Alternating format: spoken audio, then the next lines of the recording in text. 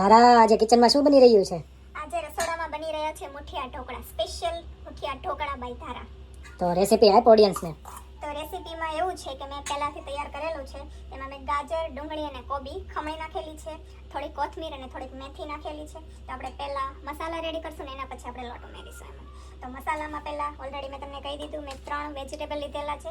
એમાંથી તમારા ઘરમાં જે ખાતા હોય તમે શાકભાજી ઉમેરી શકો છો, બરાબર છે. તો મેં કોબી, ગાજર, ડુંગળી અને હા કોરજેટ નાખેલું છે. કે કેવું કે અહીંયા અમારે દૂધી મળે નહીં, પણ દૂધી જેવું એક કોરજેટ આવે, તમે કોરજેટ નાખેલું છે. અને મેથી અને કોથમીર નાખેલા છે. હવે આપણે બીજા મસાલામાં મીઠું એડ કરીશું, સ્વાદ પ્રમાણે તમારા ઘરમાં જેટલું ખાતા હોય એ એકોર્ડિંગ. એના પછી થોડાક ટેસ્ટી સ્વાદ આવે એના માટે થોડીક ખાંડ ઉમેરીશ. એના પછી આ મેં લીધેલું છે વરિયાળી અને અજમા છે. તો વરિયાળી થોડીક મેં વધારે લીધેલી છે અને સામે મેં થોડાક અજમા લીધેલા છે. તો વરિયાળી અને અજમા એડ કરીશ. આ છે તલ, મેં ઓલરેડી તલ નાખી દીધેલા છે, વિડીયોમાં નથી બતાવેલું. તો મેં તલ લીધેલા છે. એ સિવાય આપણે થોડોક ડ્રાય મસાલા નાખીશું. તેમાં મેં થોડી હિંગ નાખીશ,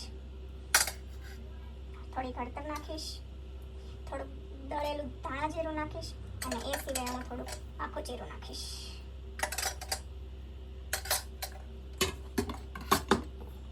હવે એ સિવાય આ છે આદુ, મરચાં અને લસણની પેસ્ટ છે. તો તમે જેટલું તીખું ખાતા હોય એ અકોર્ડિંગ તમે મરચાં એડ કરી શકો છો. મુઠિયા ઢોકળા એવા છે કે એમાં તમે વધારે ટેસ્ટી અને વધારે મસાલા નાખેલા હોય તો જ ભાવે. એટલા માટે જેમ બને એમ તમારે વધારે મસાલા એડ કરવાના છે અને થોડાક ચટપટા બનાવવાના છે, જેનાથી શું કે સ્વાદ છે એ વધારે આવશે. હવે એ સિવાય હું એડ કરીશ 3 ચમચી દહીં. દહીં નાખવાથી તમારા જે ઢોકળા છે એ પોચા બનશે, એટલા માટે મેં 3 ચમચી દહીં એડ કરેલું છે. અને એ સિવાય આપણે થોડુંક નાખશું ઈનો. જો તમારા ઘરમાં ખાવાનો સોડા હોય તો તમે એ એડ કરી શકો છો, પણ અહીંયા અમારે ખાવાનો સોડા મળે નહીં એટલે અમે ઈનોથી કામ ચલાવીએ. તો એમાં થોડોક ઈનો એડ કરવાનો છે અને ઈનોને આપણે વ્યવસ્થિત એક્ટિવ કરવા માટે એમાં આપણે લીંબુનો રસ નાખીશું.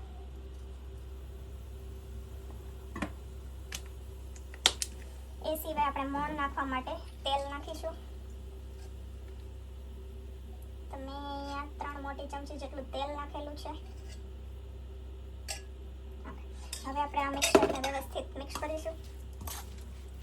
પહેલાં તમારે બધા મસાલા એડ કરવાના છે અને બધા મસાલા એડ કરીને બધા જે શાકભાજી તમે જે બી નાખવા માંગતા હોય એ બધા નાખીને તમારે વ્યવસ્થિત મિક્સરને મિક્સ કરી દેવાનું છે. અને એના પછી આપણે બધું મિક્સર મિક્સ થઈ જાય એના પછી જ આપણે લોટ ઉમેરવાનો છે.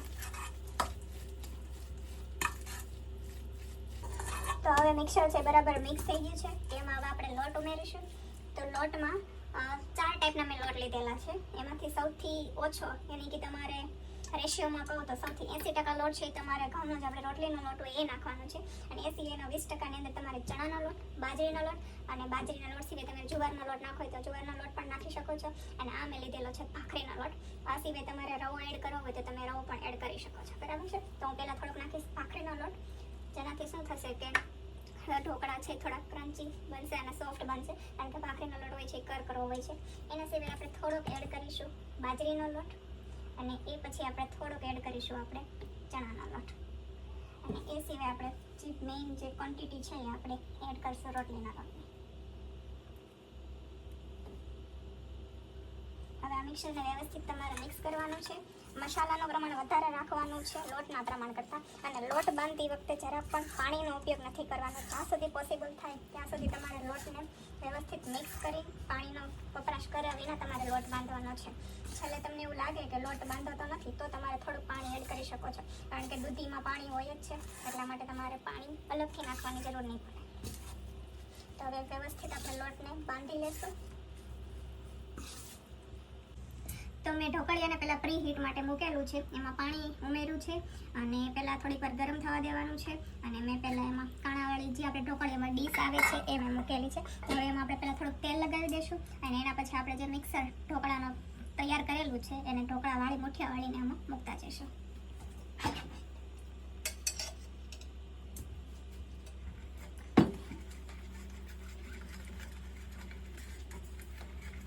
તો હવે આપણે તેલ લગાવી લીધેલું છે. હવે આપણે જે લોટ બાંધેલો છે એને થોડોક વ્યવસ્થિત હાથમાં લઈને આપણે મુઠિયા વાળવાના છે.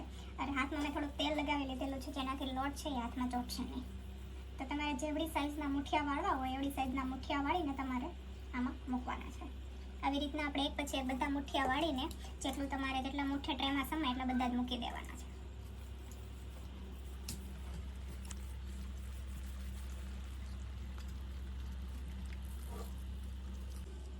તો આપણે વ્યવસ્થિત મુઠિયા ગોઠવી દીધેલા છે. તો હવે આપણે ઢાંકણ ઢાંકી દઈશું અને આમ ગેસને 15 થી 20 મિનિટ માટે આપણે બાફવા દેવાનો છે, મીડિયમથી હાઈ ફ્લેમ ઉપર. તો હવે આપણે અડધી કલાક જેવું થઈ ગયું છે અને આપણા જે મુઠિયા છે એ વ્યવસ્થિત બફાઈ ગયા છે.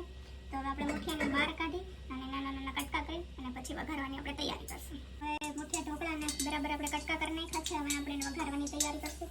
તો પહેલાં મેં રાઈ એડ કરી છે, થોડું જીરું એડ કરીશું, થોડી હિંગ એડ કરીશું, આમે તલ નાખેલા છે અને લીમડો નાખીને પછી આપણે ડુંગળી અને 2 મરચાં છે એ નાખીશું.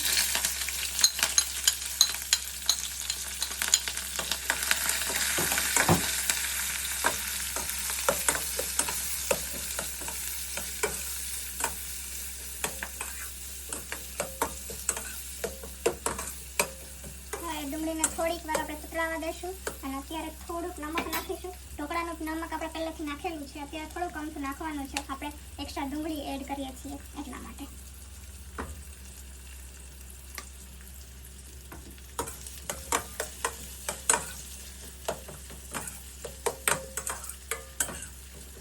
તો ડુંગળી હવે આપણી તતરાઈ ગઈ છે, થોડીક બ્રાઉન કલર જેવી થવા આવી છે. તો હવે આપણે એમાં ઢોકળા એડ કરી દઈશું.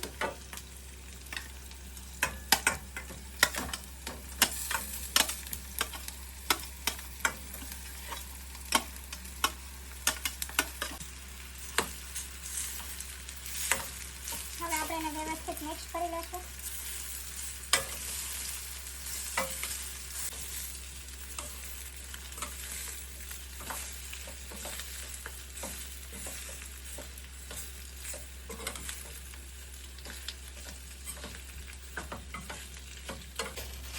ઢોકળા બરાબર મિક્સ થઈ ગયા છે અને એમાં આપણે થોડુંક પાણી એડ કરીશું.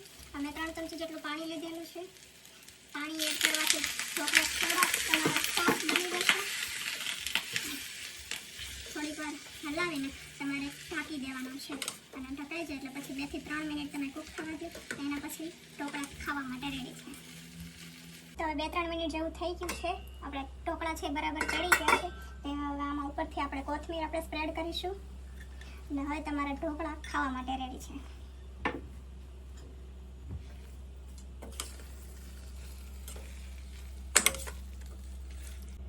તો હવે આ ઢોકળાને તમે સોસ સાથે, ગ્રીન ચટણી સાથે અને તમે જે બી દહીં સાથે કોઈ ખાતા હોય તો એની સાથે તમે વ્યવસ્થિત સર્વ કરી શકો છો.